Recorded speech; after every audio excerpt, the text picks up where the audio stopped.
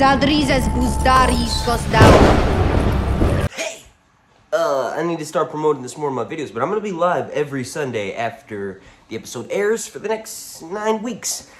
Make sure you're subscribed and have your notifications turned on, please, if you enjoy my content. Also, slap a like on this video. Like goal is gonna be 420. I am not. Alright, now this first question is from a Patreon of mine. Speaking of which, if you really enjoy my content, consider checking that out. It's linked down below in the description. It's basically just a way for me to combat YouTube delisting my channel and not promoting my videos really at all. When you search House of the Dragon on YouTube, my videos basically don't show up. So Patreon's a way for me to combat that. But yeah, this comment comes from Rafael Luna, and like I said, he's one of my Patreon producers. Brother, if I could like this 100 times, I would. I am ecstatic. The dragons look beautiful. The scenes with Queen Emma were great. Damon as the City Watch commander was so much better than I anticipated. Already love his character. He's a menace. Office reference. Stanley, when Dwight's pretending to be Stanley. Jim is a menace. I think that's what he's referencing anyway. Otto Hightower will be the new Tywin / Littlefinger, just plotting behind the scenes. The long night has ended. You have covered this all along, Mark. This show will compensate for everything. All them videos and theories, 3 years, and the only Thrones content we've had is from creators like you. Thank you. Well, fucking thank you for watching my videos and leaving heartfelt, sincere-ass comments like that. Even though my videos aren't doing as well as they used to back when Game of Thrones was out, it's still awesome to read and interact with, you know, people who are that big of fans. I don't even like saying fans because I'm just a YouTuber, right? The people that like my shit, right? That's fucking awesome. So thank you for leaving that comment, Raphael, and I literally agree with every single aspect of it, especially the part complimenting me. But no, for real, this show,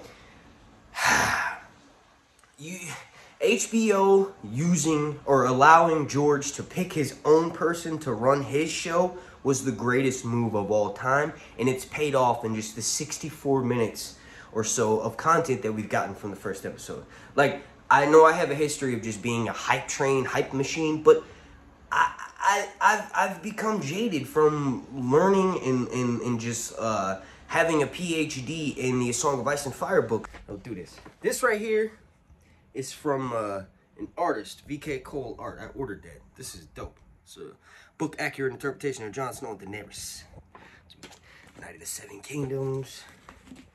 World of Ice and Fire, Feast for Crows, George R. R. Martin's Dance of Dragons, Clash of Kings, right? We got the Storm of Swords, this is a personal favourite of mine, Rogues. Right? Pictures, look at the pictures, man. Pictures.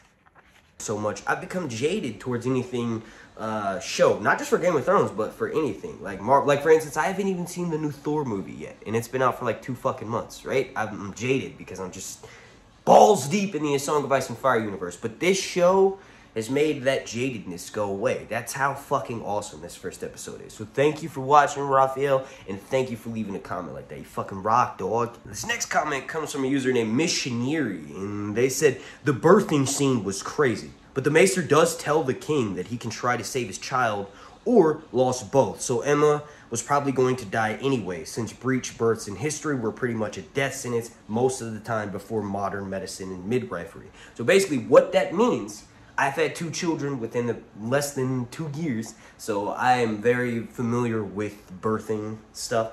This comment from Missionary was saying, like, there was no choice. Either both of them are going to die or try to save the child, right? Here's the thing. You would feel guilty about yourself either way. I was just commenting on the fact of, like, he has to hold her down to do it. Like, that's crazy, right? Like, I couldn't hold my wife down as she's dying in childbirth. Like, the doctor would have to do that. Someone would have to hold me back from beating the shit out of the doctor, right? And then you're probably like, oh, so that means you choose to give up the life of your child? No. It's a hard fucking choice. I don't know. You're right in that comment that, like, any sort of birth that would have complications would automatically mean death for both the mother and the child, right? Regardless of which decision you make, there's going to be difficultness with either one of those. Thank you for watching, Missionary, and supposedly we're gonna get several more scenes like that in the next couple of episodes. So, cheers! Alright, now this next comment comes from Tara W. And she says, it was beautiful! The scene with Balon was being born and Daemon was roaring and turning was poetic. Stunning start to finish. Yes, and Corliss Valerian, thank you for watching, Tara, and I appreciate you leaving a comment. Long-time subscriber of mine. I'm actually friends with this person on Facebook. If you want, you can go friend me on Facebook. I have a Facebook page, Sir Hunts Reviews. I also have an Instagram, Sir_Reviews. And also, I think most of you are aware of this, but I have a Twitter, Sir_Hunts, at Sir_Hunts, or at Dragon Daddy. That's my Twitter.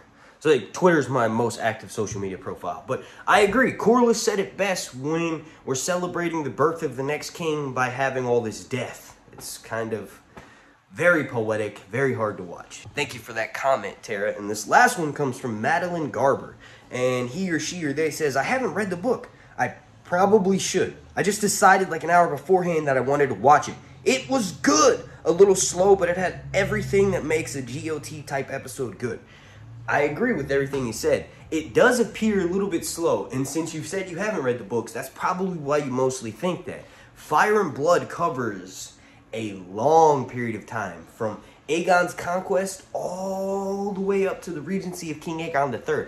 That's like 150 years worth of material. So, no matter at which point in this story they decided to adapt to screen, like I'm hoping we get a Jaehaerys. He ruled for 55 years. There's a specific time period in his reign that they could make another show out of. Same with Aegon, same with Aegon's sons, Maegor and Aenys, right? But no matter which part they would have chosen, there would have had to be somewhat of a build-up to the anticipation. Whereas Game of Thrones is written, the Song of Ice and Fire books, there's 5 of them, there's multiple POV characters, and there's always shit going on because a massive war just happened and another massive war is about to start. Whereas House of the Dragon, we're just coming off of 55 years or 60 years almost of peacetime from the peacetime king, the old King Jaehaerys. So, it did have a slow start, but it kind of had to. And I'll tell you this, you said you're thinking about reading books, go ahead and do it. You know, I'll try to link Fire and Blood on Amazon down below in the description, but that makes the slow parts of the show so much better because you're getting to watch something that you had to read or listen to. So it's like, it's fucking amazing. It's so good. That's what makes the show so much better in my opinion. Also, reading and listening to audiobooks or reading a regular book, it lights up the same part of your brain. So if you think that someone's going to talk shit about you for listening to audiobooks, well then you tell them, shut the fuck up. It's the same thing. You're still learning. Sometimes it's actually harder for people to listen, and that's why they're jealous. It's also harder for me to read with 2 babies. But anyway, look for daily uploads, probably twice a day. House of the Dragon is here, baby. Ah.